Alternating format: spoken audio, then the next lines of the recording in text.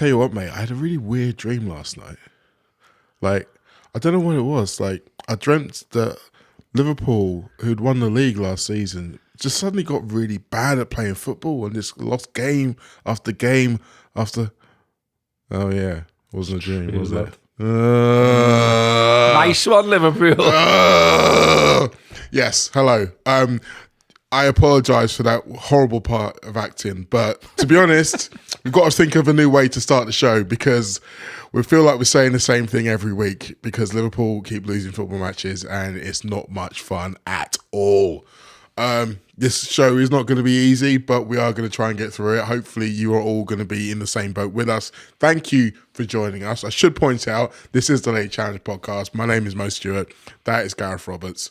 We are going to be trying to make sense of the stuff that doesn't make sense, but we've been through all the emotions over the course of this last month. You've gone defiance, denial, anger, frustration, but I feel like I'm kind of in a bit of acceptance now. Like, this team is not playing well. They're a long, long way away from being the champions they were last year and a long, long, long way away from being the champions this year. And, like, it's October. That's not a good thing to have to admit. No, they just look broken to me. They look, I think there's something deeper mentally, collectively going on across the group, including the manager in this as well. I don't think there's any sort of easy answers to put it right either. And what I've been thinking about when I've been overthinking it, ironically, is I read this book years ago and it was called Thinking Fast and Slow. And basically it's like this concept of the stuff that you do in life where you do it that many times that it just becomes automatic and you don't even think about it. Yeah. Like driving or whatever. I know you don't drive, but you know what I mean? Like if you drive, anyone who does drive, you'd have those moments when you drive and it's on the motorway, it's boring, it's repetitive, and you almost like lose time and you've just been driving on autopilot essentially. And I think when you're like an elite sportsman, I think you do stuff automatically because you train that often, you played football that often, you played matches that often, you know these patterns of play, you know these situations, you know how you emerge victorious from them and things like that. I think because Liverpool are in this rut, they are no longer thinking it in that automatic way. They're overthinking Absolutely. it. It's like, we have got to win here, we've got to win here. Like, lots of people focusing on Kirk as... Well, when I was just watching some highlights back before, I thought even the way he celebrates the goal is like manic. Do you know what I mean? And it's almost like it's all this stuff pouring out of him saying, I'm so made up of score because I've put something right because I know I haven't been playing well. And it's like, that negative energy isn't a good thing. No, and Virgil's body language and just the way he spoke afterwards, he looked broken. Yeah. And, I kind of feel as well, what's worrying about it all as well, I feel like they've done a lot of the things you would suggest they do. Do you know what I mean? So you change the team. He's changed the team. You have a team meeting. They've done that. Yeah. We as fans get behind them and really good. We did that against Man United. There was a period in that game against Man United where Anfield was rocking. Yeah. And we did our bit. And it still didn't do anything.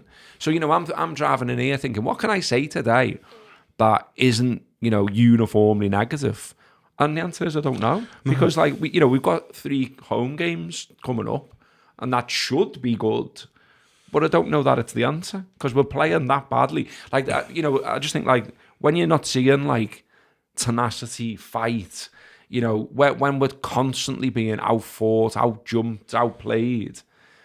I just don't know what that is. Like, and like, even the way they kicked off the game, it's like they kick off the game, play a pass, and we lose that first challenge over there. Yeah. And then that just sets the tone. And then all of a sudden the ball's in the back of the net. And you're right. We're going to go on to talk about it bit piece by piece, but setting the tone is something that we're going to come back to again and again, and earning the right to play, approaching the game and everything with that right mentality. And there's been times when Liverpool have been bad. There's been times Liverpool have had a bad run of form. But the times when I've been really worried about Liverpool have all had that hallmark to it where it's like you feel like they're not putting enough effort into it, but there's almost like a weird paralysis around it. Like you were saying before about how the negativity is kind of taking over and almost like they become fearful or unknowing of what to do. Like, to go back to your original point, the autopilot thing, I get that with DJing, by the way. That it's the same thing, because you've done it so many times, and so there'll be times when I'll be speaking to someone, or one of my mates come over, and I have a nice little chat, and they'll be like, "Wait, haven't you got?" And I'm like, "No, mate, I've already changed the next song. It's already happened." And I think you see it as well. The other thing about I meant to say, I'll just say add on, is that I think you see it when they do like the cringy stuff on broadcasts where they'll bring the striker in and they almost like show them like footage of the goal he scored and say like, talk me through it or whatever, and he really awkwardly goes through it and hasn't really got anything to say because he doesn't know. No, it just happens. Because it's just happening. It's second nature, and I think that's what you can see we haven't got at the moment, and it's across the team. And I think the people who are playing well is getting less by the week. Yes. You know what I mean? Like, for me, the only one truly who can walk away from Saturday and look himself in the mirror and say, I did everything I possibly could to make Liverpool win that game, was Dominic Szoboszlai. Yeah. On his bloody birthday as well, you know. I bet that must have been a fun little party they had. It's difficult because you want to be... We are naturally reasonable, positive people. We love this team. We want to get behind them. And the next time they kick off a game of football, we will be there wishing them well, hoping that we can see something different. But the in-between part, it feels a lot of despair at the moment. And we're going to try and talk it through. But I also want to talk a little bit about how to deal with periods like this, because I'm aware that there's lots of people out there in the world who use footy as their outlet for the shit times in life. Oh, yeah. So when the outlet is going shit, you kind of can get a little bit hopeless. So I've picked up a few tools of the trade, one of which there's both of us employed together on Saturday night, which we're going to talk a little bit about. But I want a little bit of your ideas in the comments. Anything that you do. Yes. Actually, yeah, that's exactly what I'm talking about. But anything that you lot do, any routines, any tools, any tricks of the trade, when football's just getting a bit much and you just need to kind of turn your brain off from it and maybe reset a little bit, anything that you do, let us know in the comments and we'll read some of the best of them out. But, right, it's time to kind of get into it here. So I want to do a bit of time traveling for everybody. Let's go back exactly 38 days. September 20th, 2025. Liverpool beat Everton for their 5th straight league win, take themselves 5 points clear at the top of the Premier League, 8 points clear of Man City and Manchester United, 7 points clear of Sunderland, 5 points clear of Arsenal, Spurs and Bournemouth. Now, today, 38 days later, Liverpool are behind all of those teams. On that day, September 20th, Aston Villa were in the bottom 3. Today, they are behind Liverpool on goal difference with the chance to overtake them with the game on Saturday. Liverpool went the entire month of October, or will go the entire month of October, without earning a single Premier League point. Not one. Nada. Zero. What surprised me is that they've actually done that 4 times before, but a couple of those times there was only one game. One time there was only 2 games. It's only really September 93 where there were 4 games, which is comparable to this. And if you remember September 93, then it was not a great time to be a Liverpool fan, let me tell you. But this goes to show that, like, even in a club that's been going for over 100 years and stuff like that, and a Premier League that's been going for over 30 years, this run is almost as bad as it's been. Yeah, it really is, isn't it? And like you say, it just sort of seeps into everything, doesn't it? And people in the comments saying, like, avoid social media. Yeah. Stuart saying, listen to music, listen to some Otis Redding. Anthony just saying, I'm just going to focus on another hobby and jib it off. I won't be watching Wednesday or Saturday or the Madrid game. I've got better things to do. Honestly, in life. Protect yourselves. I mean, I'm fucking glutton for punishment. I'm going Wednesday, Saturday, Madrid. You've got to keep going. You've got to keep doing, football clubs for life, not just for Christmas. So we've got to keep going. I mean, one thing I don't like, and I can see some of this in the comments there, is just sort of, all this stuff I mentioned last week. Why add to the noise, like, in terms of, like, true horrible negativity about your own football club? I don't get that. A manager who won the league last year and patently did stuff to help us win that league is not now a bald fraud, mate. So why put it in the comments? It's just a bit mad. On a brighter note, thank you to Robbie, by the way, who has put in $4.99 there for the coffers. And he says Salah needs to start playing for the team, not about making records and making it about himself. We've got players to score the goals now. I mean, funnily enough, he sort of demonstrated both the things in one game, didn't he? Yeah. In terms of, like his touch was horrible. There's one that Gakpo fires into him that he doesn't control, as an example. And then the goal he does score is the perfect example of he's not thinking that's about the autopilot. That. Yeah, that's the autopilot, top bin. And it's like, well, so that's in there. Yeah. We just need that to come out more often. But yeah, It really does show that, like, the mental side of what's going on here, isn't it? Because, like you say, like, and you can almost as well say that the game state at that point, 3-1 with hardly much time left at all, it was almost like mentally there was no real sign of a comeback. It was not like... The second half was horrendous, wasn't it? It wasn't. I mean, like, I think, this is where, about the manager, part of the manager's job, obviously, we see it when you see in a dressing room, we see it when you read books about what a certain team or era was like.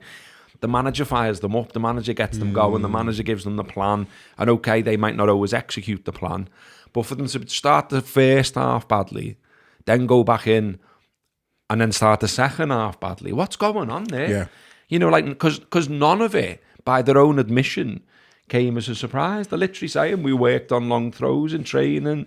You knew what was coming. Slot keeps on saying, long balls, low block, balls in the air and all the rest of it. Not sure why he has to keep telling us. No. We can see, mate. And everyone already knows. And so when I spoke about him talking about it in the last press conference, I kind of interpreted it as a little bit of laying down the gauntlet to his players. So lots of people have interpreted it as only him whinging and him saying, well, I wish they weren't playing this tactic against us because then we could go off and win matches and everyone will be happy. I'm not 100% sure that's what it is because, as you say, like, we've been dealing with this for a long time. We've been dealing with this as Liverpool for long before he even arrived. It's just a thing that clubs do when they play against the bigger teams. So he knows that him saying it's not going to have any effect on whether or not they do it because they're going to do it regardless. So it can only be, look, this is going to happen. Like he even laid out some of the stats in the press conference about how many long balls they had to face in the last couple of games. It's like, this is happening. You cannot shy away from it. So for me, it felt like he was saying to the team, you have to start dealing with it. And from the fact that he's saying that tells me, like what we were saying before, that he has been telling them what to do to deal with it. And you're right, a manager has to be the one to get them up for a game. However, I do also have sympathy. If you're a manager and you're saying, look, this is what they're going to do. This is how we're going to stop it. This is how we're going to do this. This is how we're going to do that. And then 5 minutes into the game, they don't do any of those things. Like, it's a good thing he's bald. Because he'd be tearing his bloody hair out. I know I would be. It's not just the nature of that goal either, which we all could all see coming. It's the stupidity of how they play constantly as well, isn't it? It's like, okay, so this lad's got an absolute, long throw on him. We know that. We know that's going to come into the box. We'll practice that. How about practice not giving the throw-ins away in the first place as well? Do you know what I mean? And it was like, they were just booming it all over the show and putting it out and... and just you're just like, lads, calm down. Like, can't we just keep the ball? Like, it's really weird because, like, I feel like when we talked about last season, and I know obviously there's been huge changes. I think someone was saying in one of the reports I read that it was only 4 people in the same positions, I think, on Saturday compared to the team last season. So that's a lot of change, new system, new players. I get all of that. But some of it, you're just like, lads, like, whoever you've played for and whatever level you played for and all of that, just like, keep the ball for a bit. Yeah. Like, do some, like, ball, you know, what was that? What was the Brendan Rodgers phrase? Sterile domination.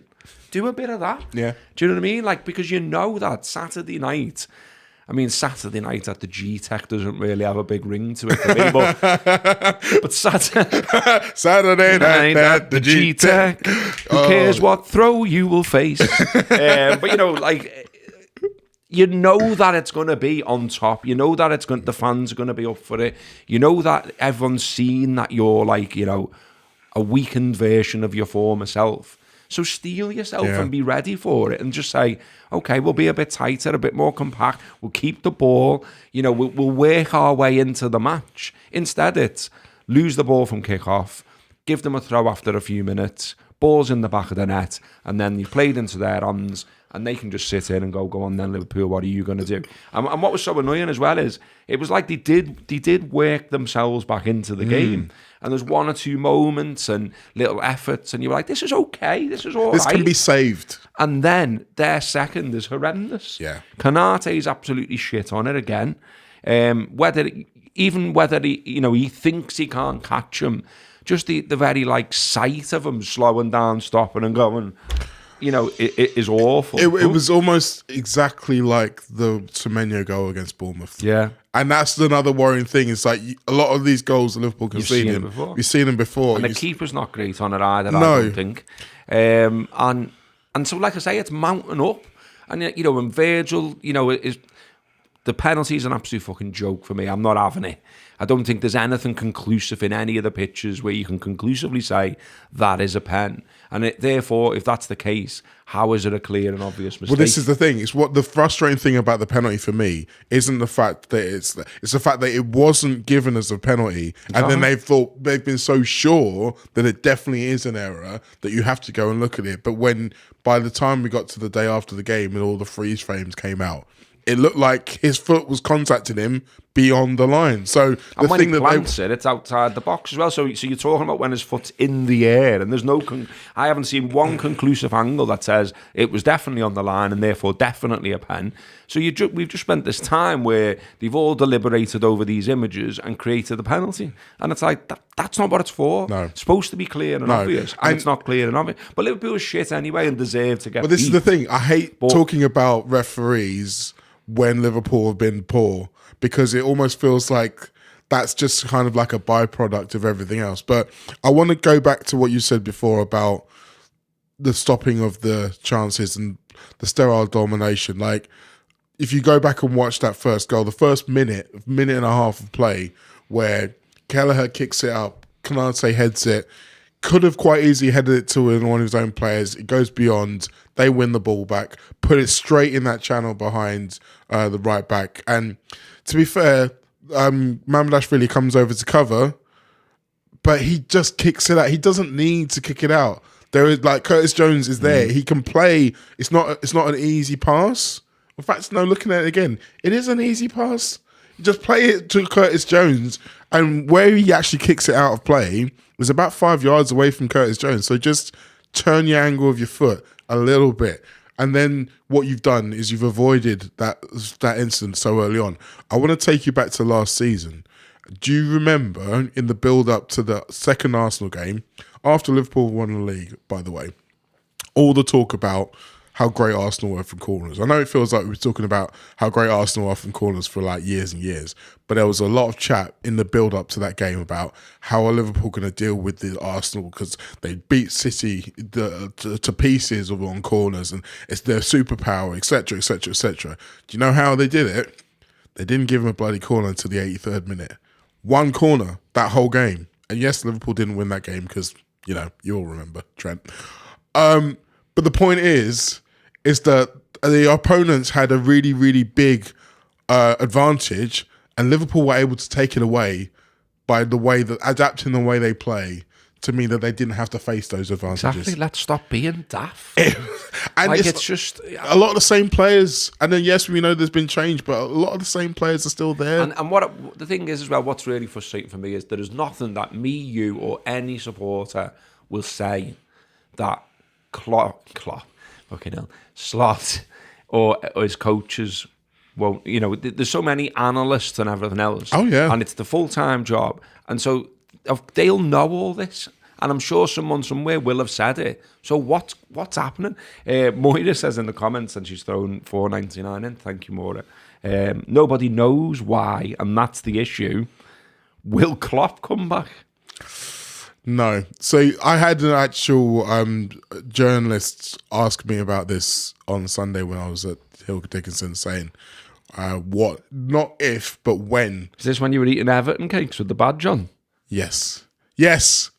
Okay, we're gonna address that now, are we? Okay, we're gonna address that now. I was at the Hill Dickinson Stadium yesterday. You've got to peel the badge off at the very least. It's a badge. You eat the Everton badge, it's inside you now forever. Yeah, but it's not. What do you mean forever?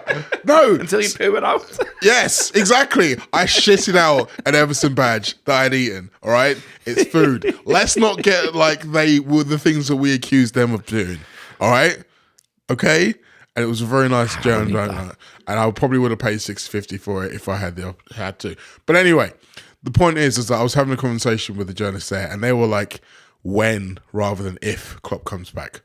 I don't think Klopp's coming back. I don't think that A, Klopp wants to come back. B, the players want Klopp to come back. And C, if Klopp come back, it will solve everything. I don't think it's that simple. No, it's definitely not. And also, I listened to the full 2.5 hours of the podcast, and including the bit where that got talked about, and he basically just sort of didn't rule it out. But in the same bit, he's talking about how happy he is in his current job, how happy he is at getting time with his family, or all of the pressures that he no longer faces.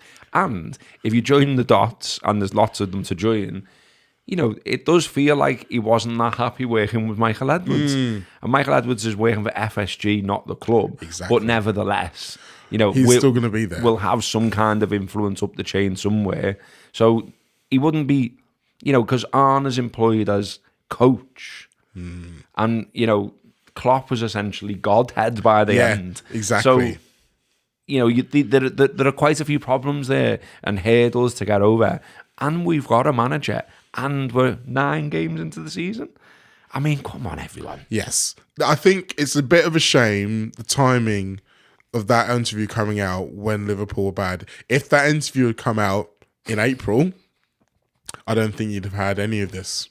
I think it would have been a footnote, but we'd have all laughed it off and said, yeah, unlucky, mate, your chance is gone. Two worlds collided there, didn't they, in terms of Liverpool being shit and him saying something on a podcast, basically. Yes. I'm just laughing at Ian in the comments saying that Everton badge in Mo's belly will be like the Liverpool scarf underneath Gary Neville's swimming pool. Well, look, I know which one will last longer, put it that way. No. I mean, someone, a pertinent question in the comments there from Dave, who says, how do you fix a team that's getting bullied every week? And I've seen Carragher do, some analysis where he's basically saying, physically, we're losing out week after week. And, both fullbacks are not big lads. Both fullbacks aren't particularly strong. And then we were obviously lacking Gravenberch, who's one of the bigger lads. McAllister's pale shadow of his former self at the moment still. And it's like, there's nothing we can do. We can't invent big lads, can we? We haven't, we've got the big lads we've got are the big lads we've got, and a couple of them aren't playing. Isak's a big lad, and he's injured. Yeah. Gravenberch injured. These injuries are mounting up, by the way, and not helping by any stretch. No. I mean, God knows what the team's going to be on Wednesday. So there's Ramsey talk, Freddie Woodman talk. I think this general Liverpool don't mind losing this one talk, but then that's a weird situation as well, isn't it? Because didn't the kids absolutely tonked Everton, didn't they? They did. Just play them. but the physicality thing is interesting, isn't it? Because it's a stark comparison to the team who currently are at the top of the league, who we'll talk a little bit more about them in a little while. But it's a difference. It's another situation where lots of other people have yinged and Liverpool yanged. And sometimes being a point of difference can be helpful if you're the only ones doing a certain thing. But sometimes if the prevailing winds are going in one way, so like I think about, so when everyone started doing the inverted fullback thing about 2 years, 18 months ago, first of all, there wasn't everyone doing it. And then it was almost like, oh, well, we have to find a way to do it because everyone else seems to be doing it and getting some benefit from it. So maybe we then have to do it. And you kind of got caught between two stools. And that's the biggest thing I think about Liverpool at the moment. And the biggest concern I have for Slot rather than of Slot. If you think back to last season, there were so many times where his changes weren't massive changes, they weren't seismic changes, but they were decisive. He was able to look at the first half of a football match, realise where Liverpool were lacking, what needed to change it, and they would get better. We haven't seen that in a while. Now, the changes feel like they're actually causing more issues than they are. It almost feels a little bit like you need to just say, okay, this is what we're going to do, and just stick with one thing. Because we've seen, I mean, this was the lively debate I was having with Stu on Saturday where he was saying, we keep doing the same thing, I'm like, well, no, actually, they are changing a lot. In fact, they're almost changing too much. What we're still seeing the same of is the outcome. So they're trying different things. Stu also wanted us to get beat more heavily than me, which I still don't quite get the logic of. We may as well just get beat more heavily now. Why, mate? Happy birthday, mate, if you're watching. Yeah, good night out anyway. And everyone kissed and made up at the end. But the point, I think this is the concerning thing for me, is that we are seeing so much change, so many micro changes, so many, well, let's see if this works and that works. It's almost like it gives the impression of someone who no longer is in control, who no longer knows the answer.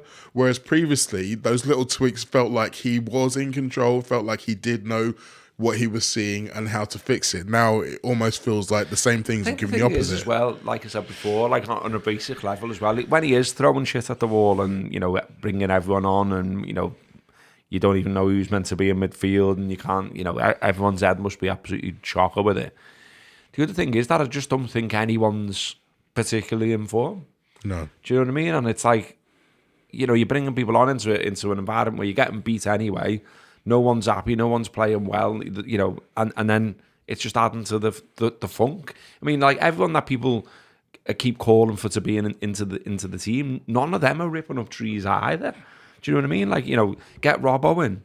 Okay, well, Robbo hasn't been perfect either this season or the end of last season. Joe Gomez, get him in. Okay, right back or centre half. I understand if he played either. But again, he hasn't ripped up trees when he's come in. And there's got to be a reason other than just some kind of, he's just some stubborn weirdo or whatever, that the manager's not picking him. He must be seeing in trade. Yeah. I mean, I've got to say, like, for me, the big one is Konate. Like, I don't know how he is playing week in, week out, because he's shit. He's awful. He's stinking the gaff out.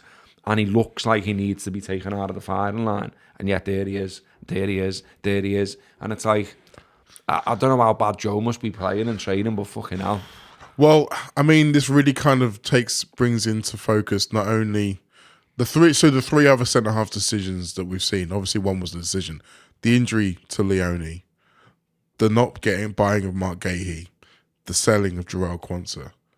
Like, if Liverpool had any one of those three right now, he'd probably be in the team. But for a variety of reasons, we don't have any of them. And I know that there are people who are screaming or typing at the screen, as I would say this right now, in terms of when you said there's no one who's not playing, who's in form, who is playing, who should be playing. Yes, we are aware the fella who won Player of the Month, Federico Chiesa, is probably the exception. So he is someone who I think both of us agree, if he was in the starting lineup for the next 3 games, neither of us would be upset. No. He deserves a goal. But I noticed that the club put out a graphic before for the Palace game, and it's him. Yeah. Okay, he's starting. He's starting that game, yeah. But okay, so here within is the conundrum is that obviously we say like Chiesa deserves a run in the side, but for who? Because right now, you can make an argument to say that neither Mo Salah nor Cody Gakpo are playing at their best or anywhere near their best. Chiesa could play on either flank. So I'm asking you, if you were Slot, let's say for Villa, because obviously, as you mentioned, Palace is going to be a bit of a different kind of selection anyway. For Villa on Saturday, Chiesa comes in for who? For Villa on Saturday, Gakpo. Still picking Mo Salah. Yeah. Just about. Yeah. I think Gakpo started to look shot now as well. Like he looks like he's always, he's predictable to watch at the moment. Yeah. And like he almost slows the play down by it gets to him and he's got to go that way to do something because that, you know what I mean? And it's like, I just think anyone who's watching that analysis, like what are Liverpool going to do? He's going to do that. He's going to, and look, sometimes he does it and he's going to do it and he beats players and he gets a shot in anyway. But yeah, I'd maybe take him out. I think it feels to me like he's... But Salah stunk the place out again, but did score. It feels to me like he's suffering from not having the elite level of competition. So if you think back to the start of last season, there were times when he'd play really well and then Diaz would be starting the next game. And it would almost be like, well, he's a bit unlucky there to not be in the starting lineup, but he would use that fire. It's like the old saying of steel sharpening steel. You need to be on your toes. You need to have someone ready and willing to take you out of the team if you're not at your best. Just like what we were saying with Konate, I think he's suffering from that as well. There are a few of them in there who aren't under pressure for their place, and it's allowing them to kind of sink into this kind of malaise where they aren't trying to bust in the gut to do their best, or they don't know that if they play badly, they're coming out the side. Like, I think if you think back to Liverpool at their best, Man United at their best, Arsenal, Chelsea at their best, like, you can name the starting 11 of a lot of those title-winning teams, but you could also name 3 or 4 players off the bench. So if any of them weren't playing well, then they could come in and do a job. And I think we're missing that at the moment. And you mentioned injuries. It's something, again, that we didn't have to deal with to this extent last season that we're already having to deal with.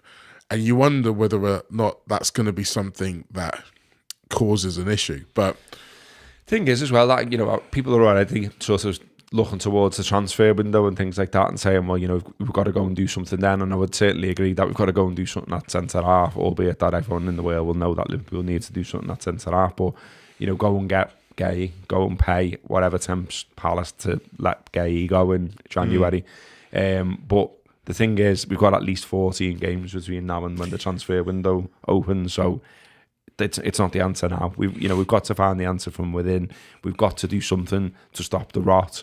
And I think some of the stuff that you hear, I agree with it. Basically, like you put Robbo's quote in the agenda and where he's talking about fighting for things and stuff like that. That's it. That's what's lacking. That's what's not there. And it's like everyone's just driving through the midfield, no problem whatsoever. He's got to come up with something where the midfield isn't that porous.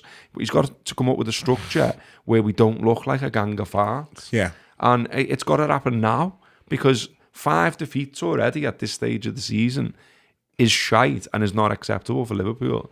And, no one thought it would go like this. And there's all these people that now sort of going, oh, well, with hindsight, I can now say that you were wrong about this and this and this. And they're doing it to us and they're doing it to everyone else. And it's like, yes, I'm with hindsight, but I'm sure you were the same person who was like, oh, amazing, we bought this player. Yeah. Amazing, we bought that player. And we've got that to build on. The manager won us the league. We should be up there. And we're not. Yeah. Because we fucked it up. Also, by the way, sometimes people are wrong. Like that's just the thing. Like, it's unless not, you got a crystal ball, you didn't know this was going to happen, did you? So? It's not some kind of big gotcha to say that Liverpool...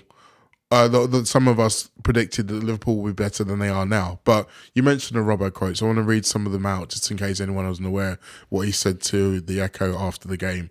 You have to fight for the control. You have to fight first of all. You have to fight for the second balls, fight for the first balls, and try and feel your way into the game. And then the quality will come through.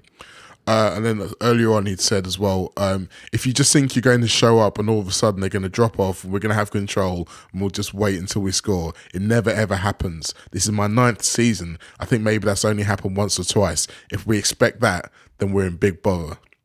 Now, the thing about this is that for him to be saying this publicly, he's clearly already had to say this to the players in the dressing room. And in all of that stuff that we were saying, he's not in such great form that he is absolutely locked down that place and there can be no debate him coming in. But he does feel like one of the few players in this squad currently who does have that fight in him, who does have the ability to, show that desire, that determination to really kind of not just get about the pitch, but get in and amongst the opposition and really put some of those tackles in. But he is, like you said, there was a reason why we went out and spent nearly 45 million quid on a new left back in the first place. So yeah, because slowly but surely, Robbo, through no fault of his own, it's his age, it's his performances are slightly different, and by his own exacting standards, he's just not been as good. And slowly but surely, little mistakes and giving penalties away, and balls to the back post that he's not getting to, and all the rest of it. Said it over and over on here. I think he's fantastic, and his attitude's great, and he is a leader, and he is someone who can maybe help you out of this. But the idea that he's been absolutely brilliant, and therefore it's nailed on that I don't see it. Yes, in terms of a voice and someone who can drive people on, I would say he's probably a better bet than Kerkez right now for that reason alone. And there should be, in theory, at least understanding between him and Virgil and things like that. Gakpo as well. But yeah, I don't think it's like a cure all either. That you put him in and all of a sudden we're a lot better. It reminds me of the final years of James Milner, where the attitude and of Milner is more desirable than the actual footballer. But we'll talk about the fact that these are two different flawed players at the moment, Kerkez and Robertson, for different reasons. But let's look at the next run of games Liverpool got between now and the next international break. By the way, there's another international break coming up. That'd be a good thing. Yeah. Palace, Villa, Real Madrid, Man City.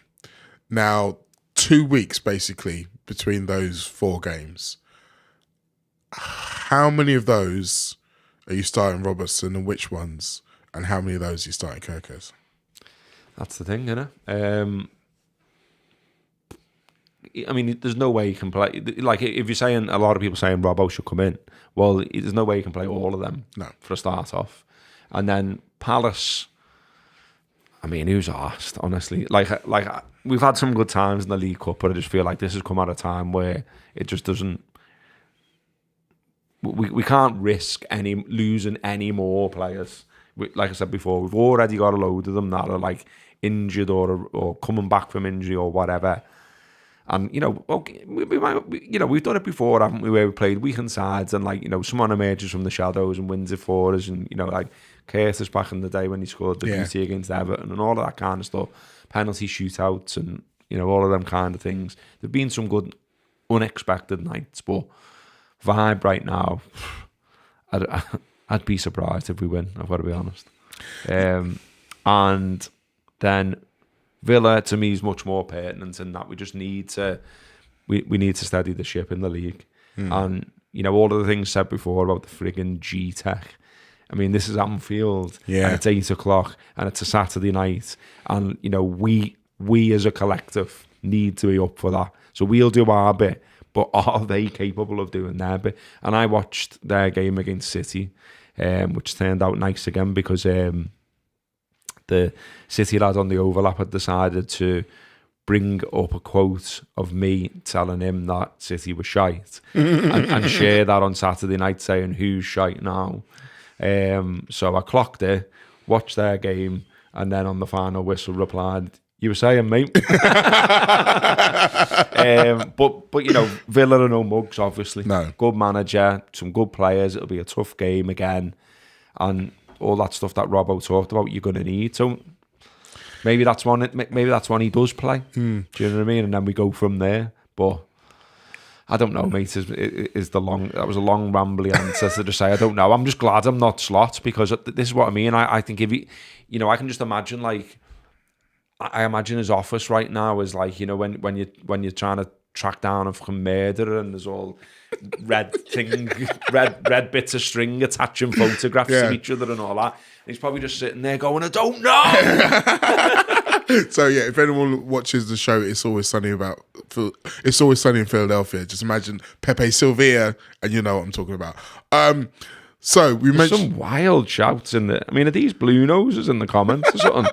There's people talking about it's like Hodgson. No, it isn't. No. There's people talking about getting Rafa back. He's just got a job. Like, what are you on about? And yeah, wild. I mean, I get it that we all go a bit wild when our team's lost 5 matches, but come on, what are you smoking over there? Like, I would say, can I have some? But no, it's probably for the best that we don't. You mentioned City there.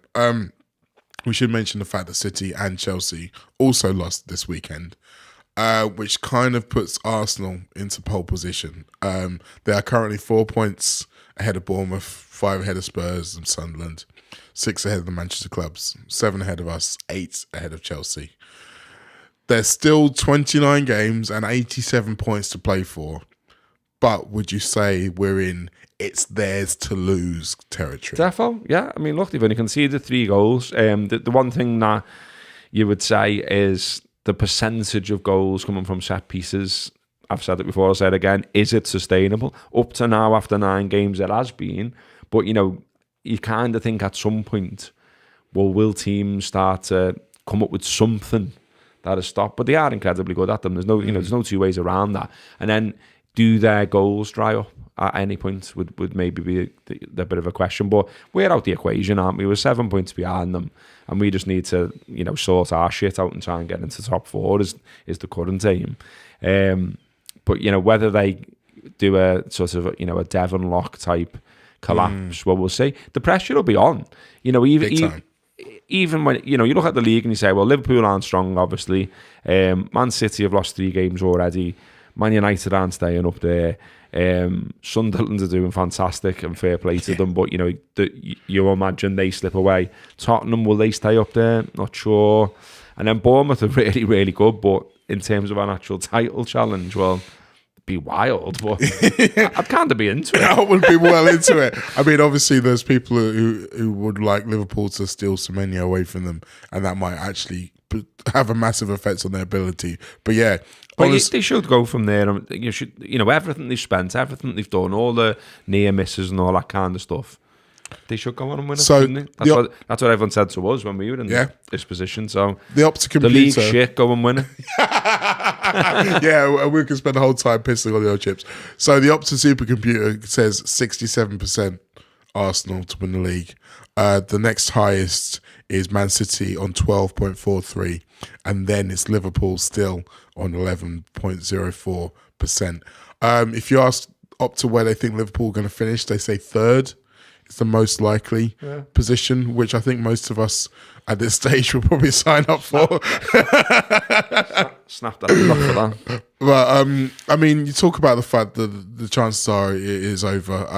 You do have to kind of mention the fact that 7 times in Premier League history, a double-digit lead has been lost. In terms of the team has had that and lost it and not won the league. We're probably going to hear about that quite a few times over the next weeks and months. I also need to remind people, it's about January 2022, Liverpool were 14 points behind City, albeit with 2 games in hand, and they managed to pull that back to 1 point despite only drawing that 1 game that they had to play against City. Now, I think it's fair to say that team was probably a little bit better than the team that we've got at the moment, but it is mathematically possible. Unlikely, but still mathematically possible. We need to get on a run, don't we? And, it is possible that we do get on a run, but you're just not seeing it right now, are you? I mean, even I think we were all railing against it because why wouldn't we? Were Liverpool fans, and it felt like a load of last-minute winners was a great deal of fun. But, in the context of the 9 games now, you're looking at it saying, well, yeah, it was kind of it was paper in the cracks, wasn't it? And even some of the performances towards the latter end of last season as well. So all of those bolted together, you're like, when did we last play well? I mean, the Eintracht game, they were shit. I mean, look, it was great. It was great to win. It was great to score goals. It was nice to talk positively about Liverpool. But I was kind of like, I'm not sure this means we're back. And lo and behold, we're not. No.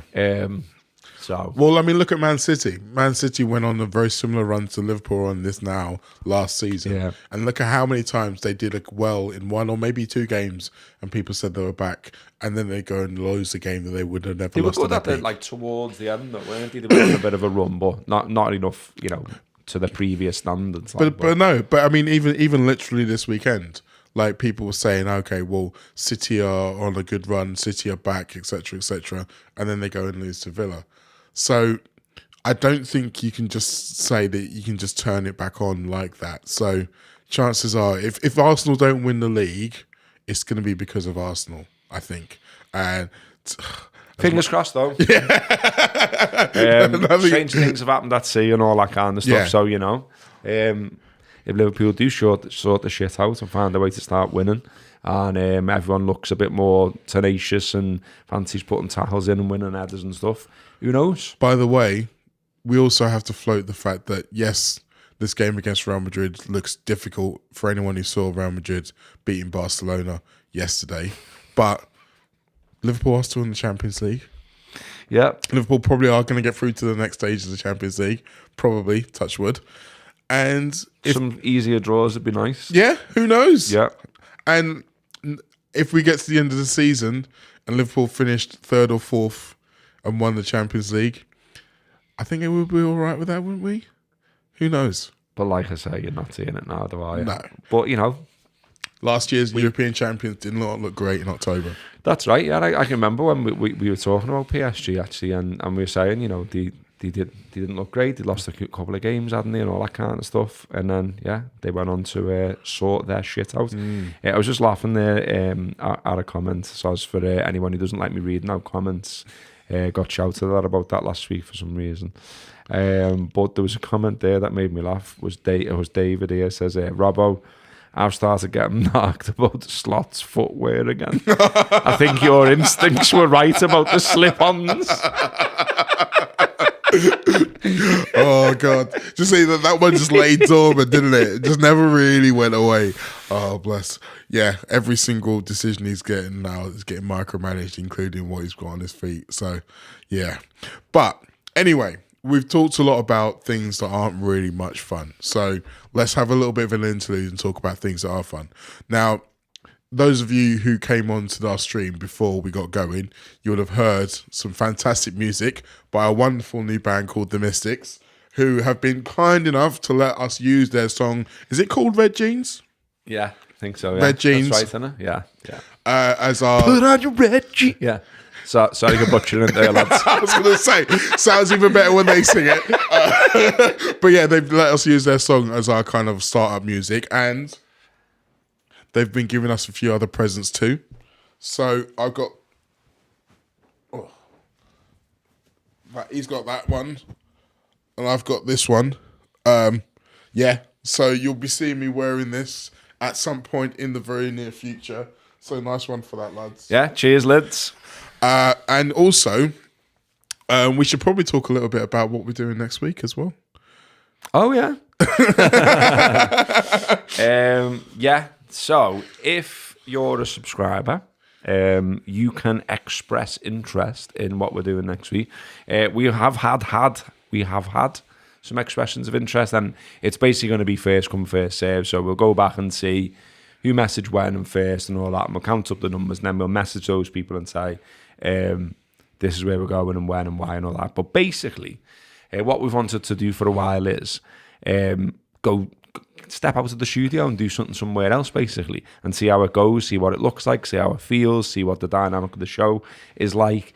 And we wanted to do it with Kopi as well. Now, typically, it took us ages to sort it out for one reason or another, various logistics, all the rest of it. And then we sorted it, and Kopi can't do it. But we're going to do it anyway, just because we just want to try out the format, try out the idea. And the idea is that we still just do it as we're doing it like now, but we have like a little bit of an audience. So we're doing it in a bar in town, in one of their rooms. We'll let people know who are coming, who have expressed interest. They can come and be part of that audience. We're only looking to have sort of 10 or so people, little audience, maybe get them to ask us some questions and things like that as part of the show. Just shake it up a little bit and see how it goes down. So if you're a subscriber to the Patreon, just put a message over there in the chat saying you're interested. We'll look out for it. And like I say, the first sort of 10 people that shout up, basically, and some people already have, we'll get you in and we'll get your name down. And then next Monday, that's what we're doing. So we're doing like a bit of a live show, and hopefully we're doing it after Liverpool victory. That'd be nice. Yeah. Because another, deadpan, moany, this is shit being a Red type show wouldn't be great. So any chance, Reds, sorts us out. So yeah, we'll see how that goes. Yeah. And then Dave says like the overlap, well, kinda, but on a much smaller scale. Yes. Yeah. Very much so. And without loads of fans from other teams, just Reds in it. And no Paul Scholes. Sorry, mate. Nah. He's followed us on Instagram. Really? Yeah, he's followed the Late Challenge. Fan of the Late Challenge. Well, who Paul knows? Scholes. Maybe in the future then. Yeah, maybe. I mean, he is known to have a bevy in Liverpool. Oh, okay. Says he likes it here because he likes some of the gaffes, and says he doesn't get bothered either. Yeah. People are sound because they are. We are. Up the Reds. There we go. So who knows? Maybe this is the start of something big. The week after that as well, we should reiterate the fact that we have our big fat live show happening at the Handyman on Saturday. That one's before the game, so hopefully we can be a bit more optimistic about it. It's also on my birthday, so come on, Reds, be nice. Be nice, please. Yeah. Yes. Someone says in the comments, who wears red jeans? Well, Mark Gardner, the lead singer of Ride, once wore red jeans. And so Gareth Roberts, who was a fan of Ride at the time when he was a teenager, thought, I'll get some of them as well. Yeah. Still not seen a picture of this, by the way. I don't think there's many in circulation. Well, might have to go to I had red jeans, desert boots. I tried to grow a bit of a fringe. Wasn't happening. Yeah, moody. And I had a Ride Going Blank Again t-shirt. I had red jeans and green ones, I remember. I had a pair of green corduroy trousers once that I think they were bought for me for Christmas, and I never ever wore them, but they just sat in the back of my wardrobe. And then I think one year for Halloween, I decided to dig them out, and oh my God, it was just like the worst thing. With the jumbo cards? Yes. Oh. Absolute Harold Bishop. And I matched it with this kind of green, weird, not quite silk shirt, but kind of one of those ones where you touch it. It almost looked like a global Technicolor shirt, but it was just, absolute awful. Thankfully, there's no pictures of that either. But we did say at the top of the show, we were going to talk about how to deal with things when your football isn't going well. Let's have some group therapy. Yes. So these are things that have worked for me down the years. They might not necessarily work as perfectly for you, but I want to share them with you in case they do you some good. Now, number one, and in my opinion, probably the most important, talk to other people who you know and love, whether that's in your WhatsApp group chat or preferably on a face-to-face basis. Everybody needs to have a little bit of getting it out of their system, a little bit of someone with whom to rant or moan or complain and, get it all out from time to time. Like, it's an emotional game at the best of times. And I feel like we all need a bit of a safe space to kind of charge and purge that emotion in the world time. So it's not just sitting on top of us. Now, as I mentioned, we did that. We did it during and a little bit after the game on Saturday. We were all out together, quite a few of us, for Stu's birthday, watching it. And during the game, it was quite a lot of angst. Yeah. Quite a lot of fiery debates. There was fists going onto the table when that first one went in. That was me. Yeah. Yeah. What was that boozer called? It was a red pub. The Ship Inn. The Ship Inn in New Brighton. Yeah, we watched it in there. And some dong. Oh no, I thought we were getting some dong then. Mate, how do I say your name here? No offense, but Zoda. No, that's Yoda, isn't it? Yeah. $10 anyway, and he says, or she says, I can't see any pictures. $10 and just says how. Not sure how much dong this is. But thanks anyway. It's appreciated. Soz, and Soz, like I say every week, the teaching of anything really wasn't great in our school, so I never really got me tongue around names of that aren't Jim, Bert, easy ones. Yeah. Anyway, moving back to what we were talking about. Yes. It's Red Sox backwards. No wonder I couldn't say it then, mate. Canal. Here's me thinking, how do I say this? Nice though. I see what you've done there. Amazing. But yeah, you absolutely had me off. Red Sox backwards. Here's me beating myself up that I can't pronounce it. Amazing. Well, thanks for your $10. Oh yeah. But this kind of feeds nicely into what we were talking about, laughter. Like I said, I don't know if it was you I said it to or Ian, Ryan. It was, I don't know the last time I laughed that much after watching Liverpool get beat.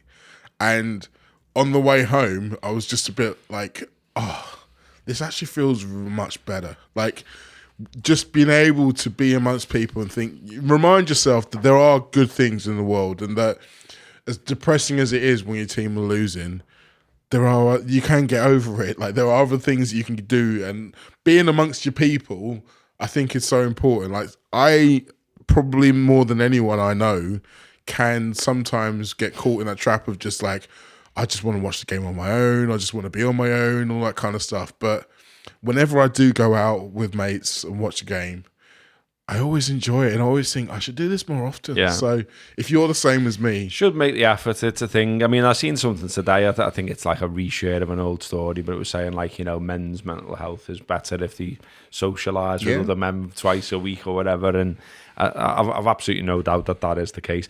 When you said like about laughter, then do you know the way sometimes I just have these mad flashbacks? And they relate to like old adverts or TV or something. So genuinely, the way, I don't know whether it was the phrase you said or something, but when you said something about laughter, in my head, I just heard sons and daughters, love and laughter, tears of sadness and happiness. Do you remember that? I do remember Sons and Daughters. Absolutely shit. Yeah. One for the kids there. This show is always better when Robbo's sung at least twice, and I think we've now hit that mark. But it is just we were on some proper silly form on Saturday night. Yeah, it was good. It was a good crew. It was a good crew. We had a good laugh, and it was something different going over to New Brighton, albeit quite expensive to get home. Yes. But anyway. Yeah, anyway. So that's number one. Number two, I think this kind of feeds in as importantly, talk less with people that you don't know or love. And by that, I mean social media. So look, not all of us have a group of friends who we can go and meet up with regularly, or even like a WhatsApp group chat that we engage with regularly. So sometimes you have to go looking for like-minded people on social media. However, as we have often discussed, social media is also a breeding ground for, I want to call it the most extreme thoughts and ideas, but what I mean is basically cranks. Yeah. And a lot of the time, these cranks will be trying to be as wild as possible to farm for engagement, looking for a fight, looking for an argument. And you can be really easy, if you're in an emotional state, to just feed into all of what they want and find yourself down some dark rabbit hole, going back and forth with some guy who's basically not even a person, because they're not put their real name, they've not put their picture. It's just someone there basically bouncing back hate towards you, and you're feeding it and feeding it and feeding it. Worse still, there'll be gloating fans of other teams looking to bait you into it as well, and you're more likely to kind of bite on all that stuff as well. Just stepping out of it at times like this, or just gymming and honestly go for a walk or read a book or listen to a podcast or whatever. Honestly, it's like it's Wild West in there at the moment. I did sort of like it's like when you walk into a dodgy boozer, like like where like I walked in before when same reason I'm not listening to Talk Sport, I'm not putting Sky on, I'm not buying the newspapers, I'm just locked down. All I'm thinking about is get back in the ground, support the Reds, and at some point we will start winning again. Someone's triggered another song now. Oh yeah, because because I did Sons and Daughters, they've just put in the comments. He used to give me roses.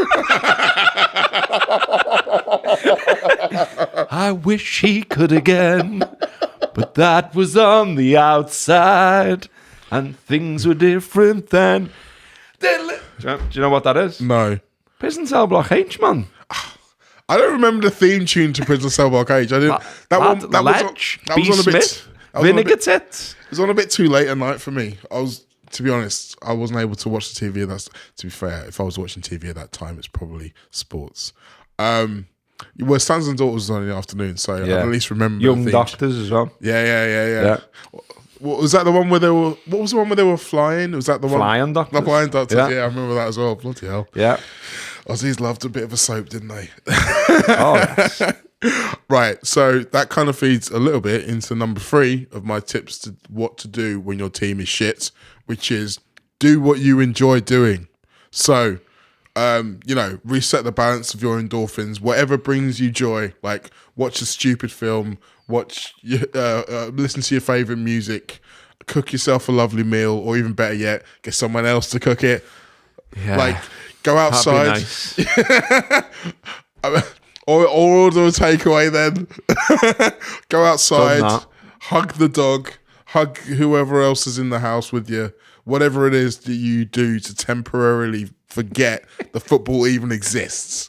Like I've had to rely on some of those things in the past, and like you just basically have to fool yourself a little bit sometimes, but like doing stuff that brings you joy, like that always works. So even if like whatever's going on, if you've got a couple of things that you always watch, or a couple of movies you always watch, or something that you're just gonna start laughing at, and eventually it's just like the muscle memory of enjoying this is gonna overtake anything else. Do it. Bring as much of that happiness into your life as possible. I hate when it does that. When you want to just like play something and then it spoils it by lashing on an advert at the start. No. Because someone else put something else in the I'm going all commenty again, but look, I'm trying to have a laugh. No, but this is the point. This is why I wanted to have mention about you lot in the comments at the beginning of the show. That's you. That was me. That was weird, wasn't it? Yeah. that wasn't what I was trying to do. How did I get you off? Oh yeah. That's weird.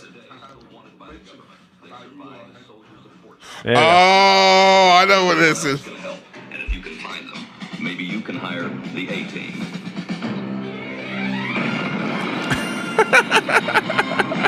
That's what we need. That's the answer. That's what Arna needs to do. The A-team. Mr. T. Get Mr. T in. Get him to walk into the dressing room and go, "Shut up, fool. Cut your jibber jabber." That's what needs to happen. Yeah, clearly. Mr. T, a boxer. I mean, oh dear. I can't believe we've not thought of that before. Yeah, imagine that. Imagine him bouncing in. It'd be fucking brilliant, wouldn't it? I mean, if you were slumped in your seat thinking, fucking hell, we've been shit, we've lost 5 games, and he rocked in, you'd be like, oh, hello. Yeah. And he'd be like, hey, fool. Anyway, bless him. People going on about Airwolf and all kinds now in the comments. Yeah, but this is it. This is like, you kind of... Street Hawk. Knight Rider. Knight Rider was the one, and Do you ever used to watch, I know it's a cartoon rather than TV show, but Mask. Do you ever used to watch that? Mask, no? Yeah. Don't remember that one. It was kind of like, it was a bit like Defenders of the Earth, but they always Defenders. Oh yeah. So you remember that one? Yeah, that was a good. bit like that, but there were more. It was more underground. Anyway, Sissies of gold. see this, like just having conversations like this bring joy to my face, and like. If you got someone who you can talk stupid shit with, find that person and talk stupid shit with them. Yeah. Because it really does Be a help. child, it's fucking boss. Yeah. Listen, right, we're going to be talking about more stupid shit over on the Patreon show. We're also going to be talking a little bit about the other show the other podcast that you did with Jay McKenna last week. The response to that around about the ticketing survey. We're going to talk about music because we haven't really talked about music for a while. Talk about music in Liverpool, some big changes in the landscape in Liverpool music, but also about music we love and why we love music and all those other kind of fun stuff. We're going to get an update on Rambling Man over here as well. Maybe a bit of a doggy update as well. We'll have to wait and see. But all that is for you over on the Patreon show. So come on over to our place. Cost you £4 and you get 4 shows a month. And every other show that we've done, I believe there's 130 other... Sorry. Wowzers. Yeah, 130 other subscriber shows that you get access to come over there. If you aren't coming with us, make sure you subscribe to this channel. Make sure you've liked it. Make sure you've commented it. Make sure you've told your friends. And you know what? Hopefully they can have some benefit from what you've just benefited from for the last hour and some change. Because I hope that you feel better coming out and watching this show. Because we feel better for doing it. Soz. Most of the time. I still think as part of the show I should have like a soundboard thing. I know you do. That's a banger. Oh no, yeah, it is. That's therefore a banger. The bass line's fucking boss, isn't it? Wow, wow, wow, wow.